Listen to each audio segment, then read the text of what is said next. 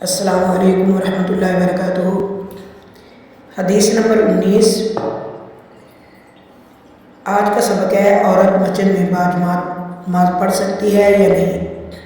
عن ابن عمر رضی اللہ تعالیٰ عنہ قال رسول اللہ صلی اللہ علیہ وسلم لا تمنعوا نساءکم المساجد وبیوتہن خیر لہن۔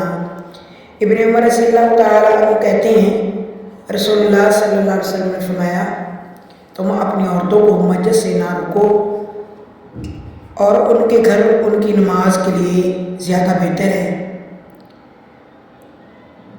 فائدہ اس حدیث کے یہ ہے کہ نمبر 1 بعض لوگ عورتوں کے مسجد میں جانے کو ممنوع قرار دیتے ہیں، حالانکہ یہ درست نہیں۔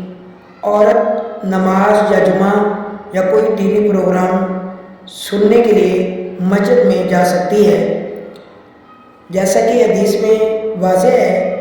نمبر 2 یہ اجازت عورتوں کے لیے رحمت ہے، مگر افسوس ہے اس اجازت کو اپنے لیے باعث رحمت بنانے کے بجائے خواتین نے اسے اپنے گناہوں میں اضافے کا سبب بنا لیا ہے، کیونکہ انہوں نے تیل خوشبو استعمال کی ہوتی ہے، وہ بے پردہ ہوتی ہے اور اس لیے ان کا بناؤ سنگار ان کا لباس دیکھنے والوں کے لیے آزمائش بن سکتا ہے۔